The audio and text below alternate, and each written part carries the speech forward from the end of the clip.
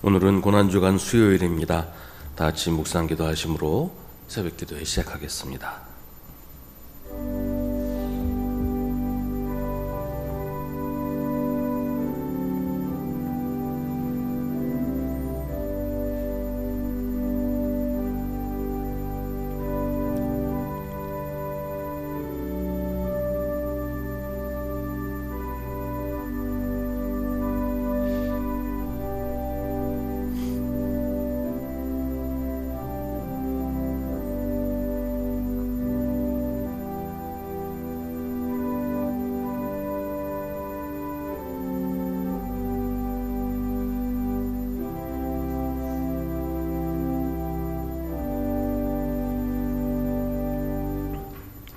주님, 너그럽게 보시고 나를 건져 주십시오. 주님, 빨리 나를 도와주십시오. 내 목숨을 노리는 자들이 수치를 당하게 해주십시오. 내 재난을 기뻐하는 자들이 모두 물러나서 수모를 당하게 해주십시오. 그러나 주님을 찾는 사람은 누구나 주님 때문에 기뻐하고 즐거워하게 해주십시오. 주님의 승리를 즐거워하는 모든 사람이 하나님은 위대하시다 하고 늘 찬양하게 해주십시오. 그러나 불쌍하고 가난한 이 몸, 하나님 나에게로 빨리 와주십시오. 주님은 나를 도우시는 분, 나를 건져주시는 분이십니다. 주님, 지체하지 마십시오. 아멘. 찬송가 145장 찬송하겠습니다.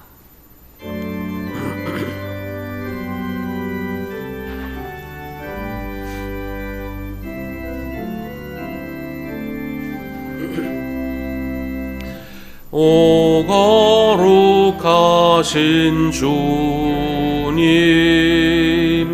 그 상하신 머리 조롱과 욕에 쌓여 가시관 쓰셨네. 아침 해처럼 밝던 주님의 얼굴이 고통과 치욕으로 창백해지셨네.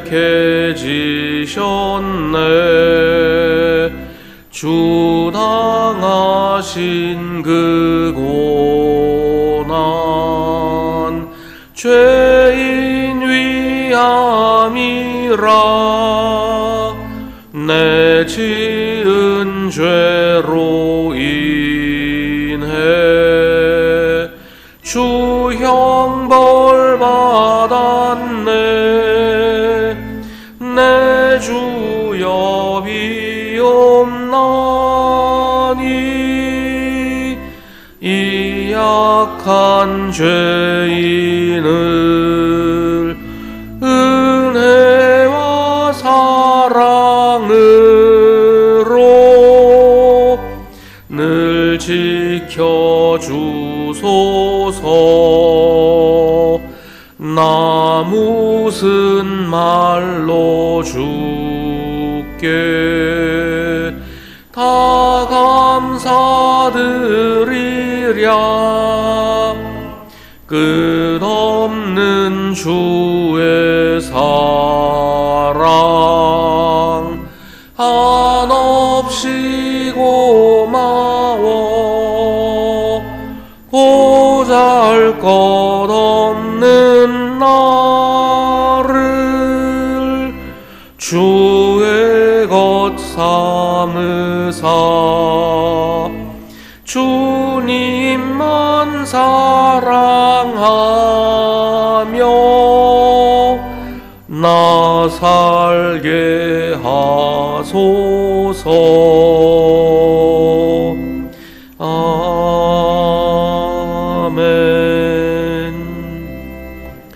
이승동 장로님 기도 인도하시겠습니다.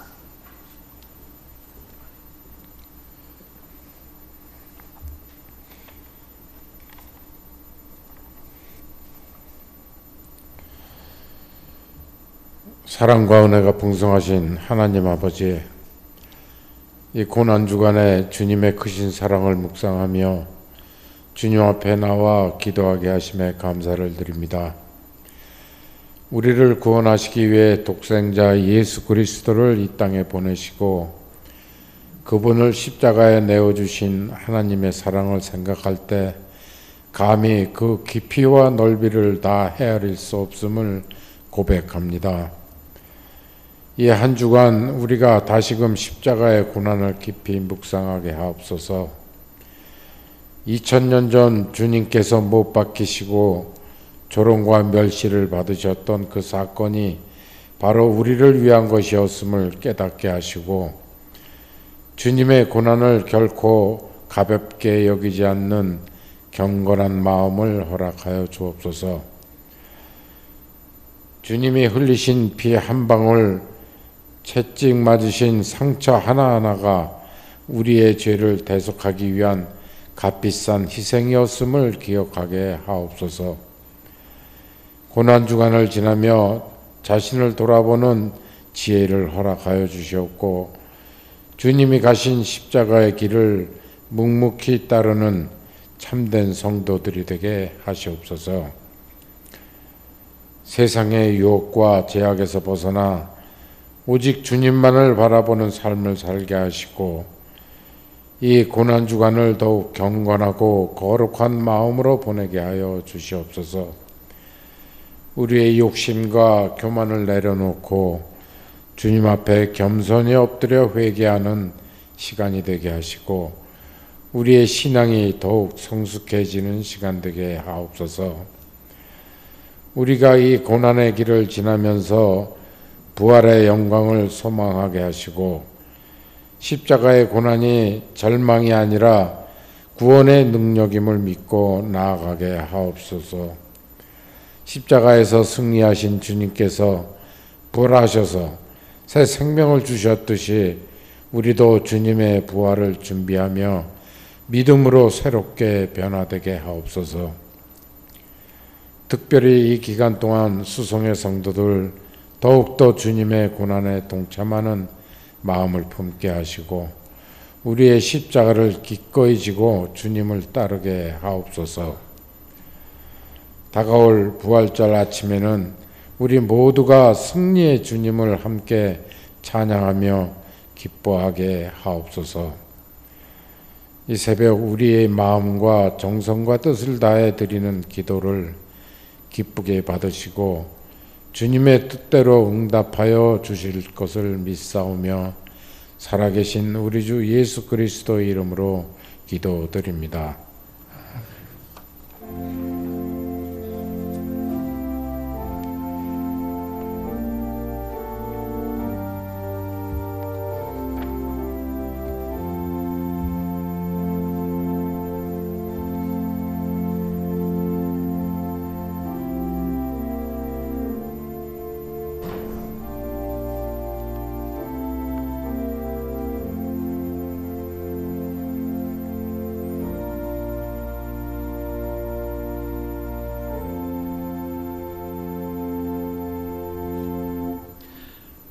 하나님의 말씀 마가복음 14장 3절부터 9절입니다. 마가복음 14장 3절부터 9절의 말씀입니다.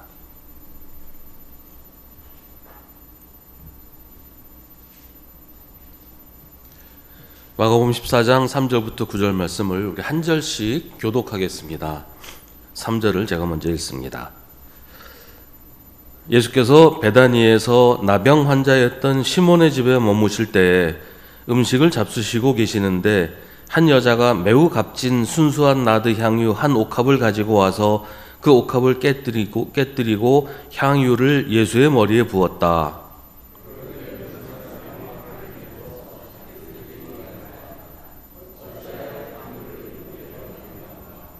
이 향유는 300데나리온 이상에 팔아서 그 돈을 가난한 사람들에게 줄 수 있었겠다. 그리고는 그 여자를 나무랐다.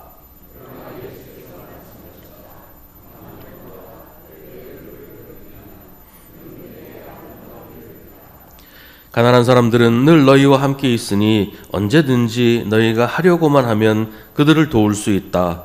그러나 나는 언제나 너희와 함께 있는 것이 아니다.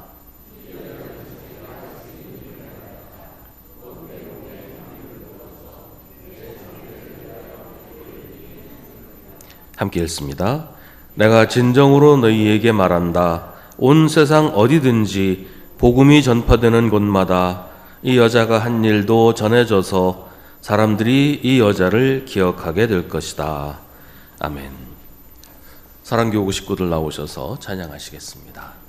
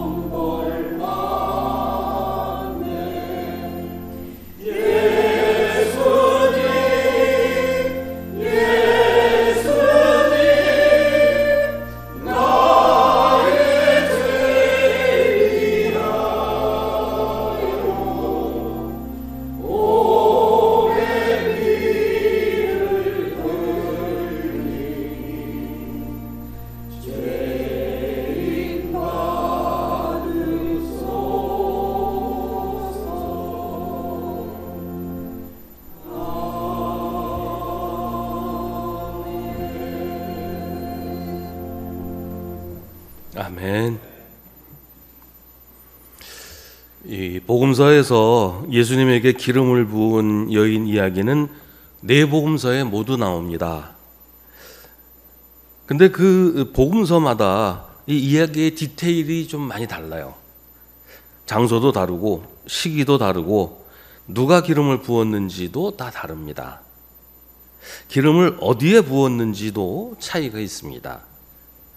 마태와 마가복음에서는 여인이 예수님의 머리에 기름을 부었다고 하고 누가와 요한복음에서는 예수님의 발에 기름을 부었다고 합니다.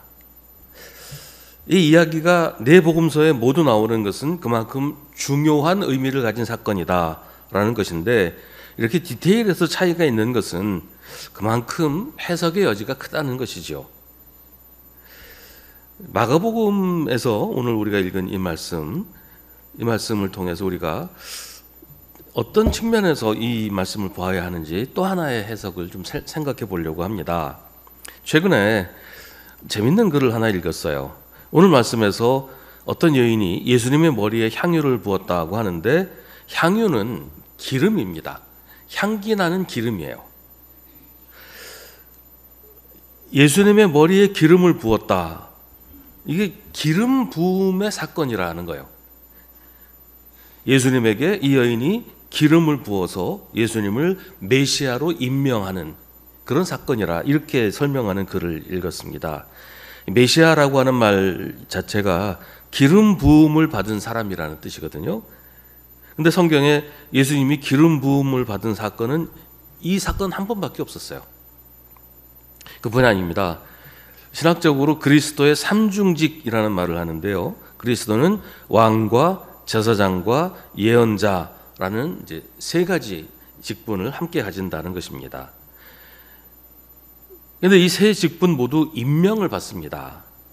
왕과 제사장은 기름 부음을 받아요. 기름을 부어서 왕으로 세우고 기름을 부어서 제사장으로 세웁니다. 예언자는 반드시 기름 부음을 받지는 않지만 하나님이 직접 임명하셔서 제사장으로 세웁니다. 근데 그걸 이제 예언자가 기름 부음을 받는 것이라고 본다면, 그리스도가 가지는 삼중직은 모두 기름을 부어 임명을 하는 직분이라는 것을 알 수 있습니다. 근데 그 바로 기름 붓는 일, 기름 부음이 오늘 말씀에서 일어나고 있다고 하는 것이죠. 그동안 대부분 예수님이 요단강에서 세례 요한에게 세례를 받으실 때 성령께서 강림하신 사건을 두고 그게 기름 부으심과 같은 것 아닌가, 이렇게 생각들을 많이 했었는데, 오늘 이 사건은 진짜로 기름 부음을 받는 사건인데도 그동안에 그렇게 생각하는 경우는 많지 않았던 것 같아요. 아마도 기름 부은 사람이, 예수님에게 기름을 부은 사람이 이름 없는 평범한 여인이라서 그랬을지도 모르겠다는 생각이 듭니다. 구약 성경에 보면 기름 붓는 일을 하는 사람은 제사장이나 혹은 뭐 예언자나 좀 카리스마 있는 남성 지도자이기 때문에 이렇게 누군지도 잘 모르는 어떤 여성이 기름 붓는 게 예수님에게 기름을 붓는 거다, 이렇게 생각을 잘 안 했던 것이 아닐까 하는 것입니다. 그렇게 보면 오늘 이 말씀에 등장하는 여인의 역할은 대단히 중요하다는 생각이 듭니다. 예수님은 이 여인이 한 일을 두고 그는 내게 아름다운 일을 했다라고 말씀하십니다. 또 이 여자는 자기가 할 수 있는 일을 하였다. 곧 내 몸에 향유를 부어서 내 장례를 위하여 할 일을 미리 한 셈이라고도 하십니다. 어쨌든 예수님은 이 여인이 당신의 머리에 기름을 부는 것을 거부하지 않으시고 오히려 적극적으로 의미를 부여하십니다.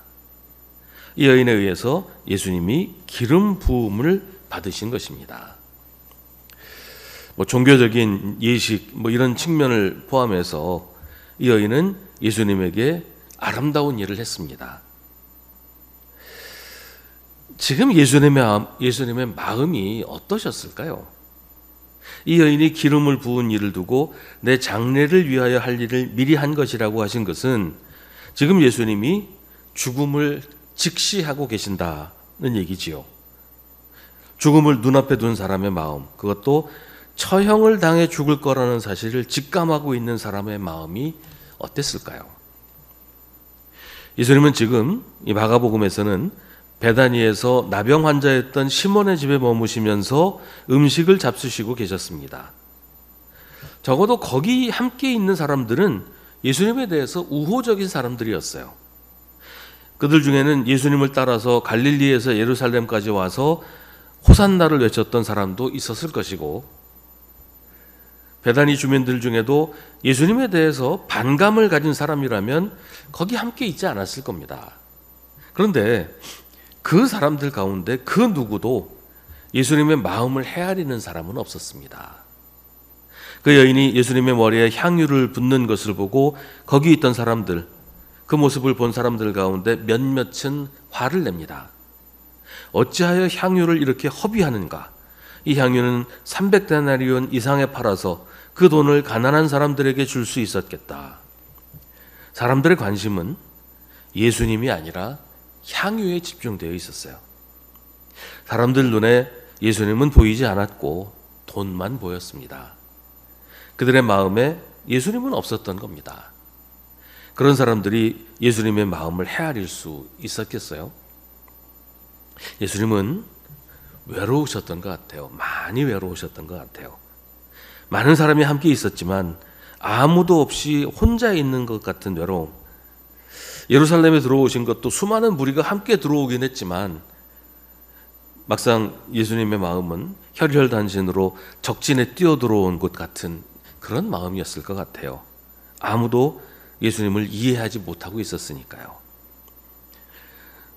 결과가 정해져 있는 전투를 벌이고 있으니 그 마음이 얼마나 참담했을까요? 그때 어떤 여인이 다가와서 머리에 기름을 부은 겁니다. 어쩌면 예수님은 이 일이 하나님이 이 여인을 보내서 하시는 일이라고 느끼셨을 것 같아요. 지금 하나님이 나에게 기름을 부으시는구나. 두려워하지 말고 주저하지 말고 내가 너에게 기름을 부어 메시아로 세우니 담대하게 너의 할 일을 하라. 이 여인은 자기가 이런 행동을 하면 사람들이 어떻게 반응할지 몰랐을까요? 환영하고 칭찬하고 사람들이 다 좋아하지는 않을 거라고 생각은 했을 것 같아요. 하지만 상관없었습니다. 예수님에게 하는 일이었으니까요. 나는 무조건 예수님 편이니까요. 예수님이 좋아하시는 일이라면 나는 무슨 일이든지 얼마든지 할 수 있으니까요. 예수님은 그때 이 여인이 당신의 머리에 기름을 부었을 때 내가 지금 혼자가 아니구나 이렇게 생각하지 않으셨을까요? 무조건 내 편인 사람, 묻지도 않고 따지지도 않고 무조건 내 편을 들어주는 사람을 만났다는 감동으로 용기가 생기고 힘이 나지 않으셨을까요?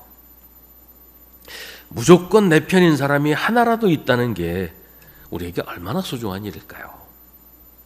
내가 나쁜 마음 먹고 한 일이 아닌데도 사람들이 나를 욕하고 비난하고 공격할 때 그래도 끝까지 나를 믿어주고 내 편이 되어주는 사람이 하나라도 있다면 얼마나 든든할까요?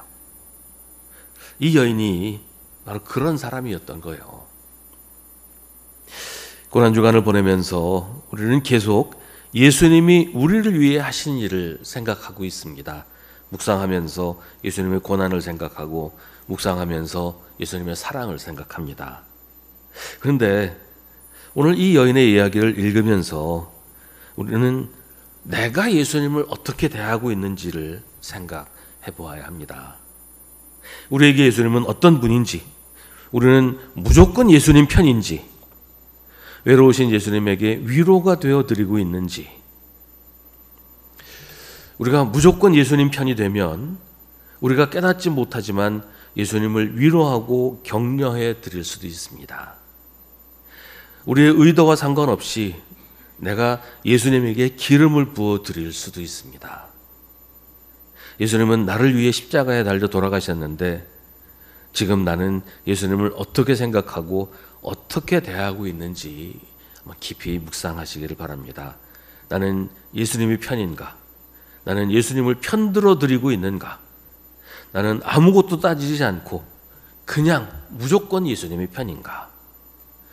예수님은 우리에게 그렇게 하셨는데, 예수님은 다 제쳐놓고 무조건 우리의 편이 되어주셨는데, 무조건 우리의 손을 들어주시고 우리를 위해 심지어 십자가에 달려 돌아가시기까지 하셨는데, 예수님은 무조건 내 편이신데 나는 지금 예수님의 편이 되어 있는가?